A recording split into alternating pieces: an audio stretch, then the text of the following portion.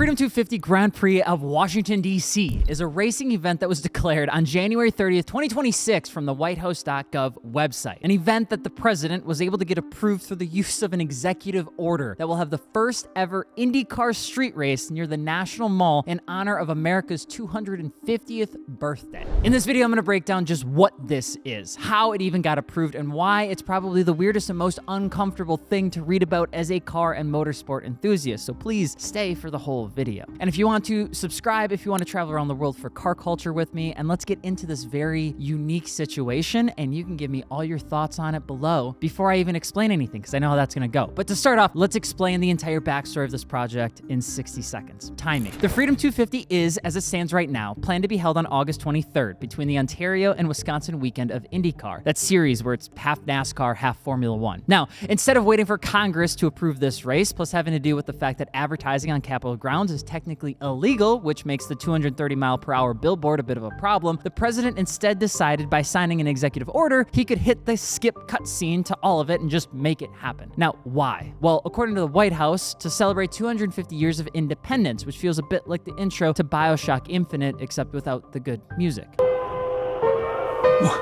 Now, the preparation of this will be done by this guy, Sean Duffy. And in less than 6 months, him and the guy that hates being in the public spotlight, Penske, will have to build this event from scratch. Now, according to memos, it took over 80 or so meetings so far with Penske and the administration just to feel confident enough to make this announcement. But a lot of people, like me, are unsure of how they should feel about it.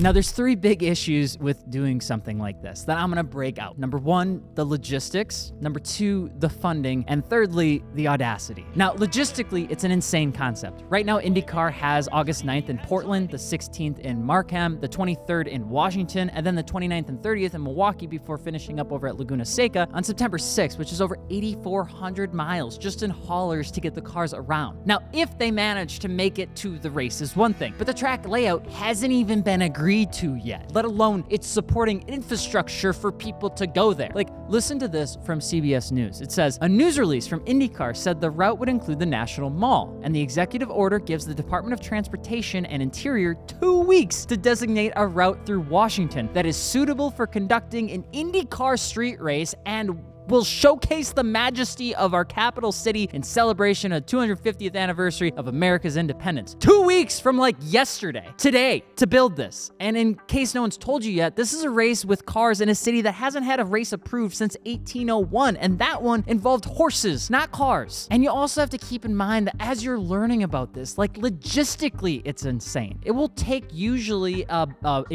organizational body a year or more to structure something like this. Like off the dome, off the big forehead, the Las Vegas Grand Prix takes about 12 to 14 months with 24/7 construction, which, if you ask a resident of the Las Vegas area, they hate that GP. And so do the manhole covers. I mean, this stuff takes forever. The teardown of that track takes 11 weeks. The Long Beach Grand Prix is still a 2-month operation, with most of its structure kept in the exact same area year-round just for simplicity's sake. Put INDYCAR and a governmental body together to do this all in 6 months? You better have a big pocketbook, which is a whole nother thing. There's a $100 million allotment from the $150 million legislative appropriation that will fund some of this, all part of the America 250 Commission that has funded various Freedom 250 events. Funded things like the White House having a UFC fight in June in the front lawn, a great American state fair, and the Patriot Games for high schoolers. And as I say this literally out loud, I just can't get BioShock Infinite and Hunger Games out of my head. Catch! Which brings me to this weird and probably most controversial part of it all, just the audacity of it. Even if you don't like or even know INDYCAR, this is the same organization that back in August of 2025 asked the US Department of Homeland Security to remove their AI-generated image of an INDYCAR in front of a Speedway Slammer because they had no idea it was going to be posted, and the DHS responded with this: TLDR, get f***ed, we'll do whatever we want, sue us. And the initial promotion of this entire thing that just launched now is an AI-generated video. I don't get it. I don't get the AI use of things, but it's disgusting. Now, there's absolutely no question that right now is probably one of the most politically tense moments in our communities. As a former resident of Eau Claire, Wisconsin, some 70 miles east of Minneapolis, I personally have friends that are in that area, and there's no filtering this to be politically correct because I don't think there's just a politically correct way to say this. It's just hurtful. It's terrible what's happening out there, and it's disappointing how human beings are treating other human beings. I'm the son of an immigrant, a stepbrother and stepson to individuals that fought for their very own citizenship here and would be very likely one of the first people pulled over for paperwork checks in Minneapolis right now. It just feels wrong, and I think it's okay to say that, I think. But even if I take my ethical viewpoint out of this, it still places INDYCAR in a very weird, borderline political statement, because this will be very political. And you may not agree, but this is the same guy who wouldn't get off the stage during the Chelsea World Cup, and people on the internet are calling out that. And even if itself, like the race, is a good thing, what it could represent or push can and probably will be bad. But there are drivers who are saying to folks on the internet to just get a life. People like Graham Rahal. Watch here. I mean, get a life. Get a life. If you really are an INDYCAR fan, this is a huge opportunity that's been given to us, has been given to NASCAR. Who have already said that it would be awesome to do this race, no matter who's in the White House. And I suppose to a point, there are some that would agree with that. It'd be cool to host a race in Washington, D.C., and it'd be cool to celebrate 250 years of being a country. But is that actually what this is going to be about? It moves a potential motorsport body into a prop that could make things even more divisive, more argumentative, and even more polarizing. And there are some really mean and really cruel things that have happened over the past 6 to 12 months that prove that. And even though INDYCAR and motorsports in general is inherently more of a conservative sport, and on paper there's nothing wrong with that or being the opposite, but man, does this not feel just a little weird to you, just a little tone deaf to how people are feeling right now? To have to ask if drivers will be able to fly their own national flag when 15 out of the 32 of them last year in the championship weren't from the United States sounds like an old person joke 5 years ago, but it sounds like something someone will actually have to ask the organization for this race. It just feels like a thing where you won't be able to feel safe.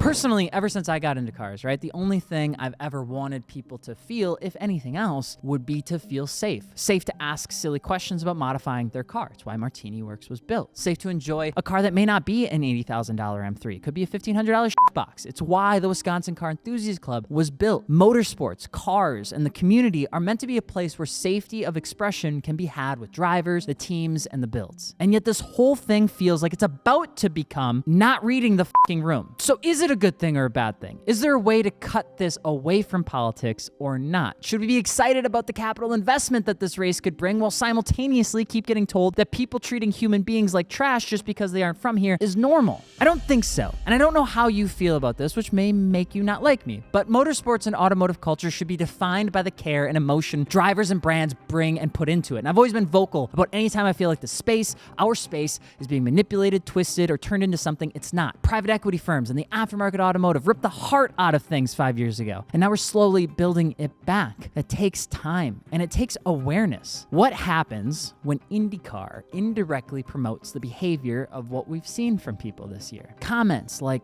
this being okay to post on Facebook because that's just the world we live in. It's too concerning to not think about and to not talk about, and I could be overreaching, but I don't think I am. You can let me know your thoughts. I've tried to stay as apolitical as possible. Honestly, I really have. But 5-year-olds being detained by masked agents start to hit a chord with me as I try to become a father myself, and I don't trust what's going on out there. And this whole thing is starting to merge its little ugly head into something I'm super passionate about, which is motorsports. Now, I hope I'm wrong, and I hope we are all wrong, and everything goes swimmingly and smooth. But something smells just a little bit funky with this, and I'd love to hear your thoughts. I'm Alex. Hope you enjoyed the video. Don't forget to subscribe. Please try to be nice to each other if you could. That'd be terrific, and I'll see you then.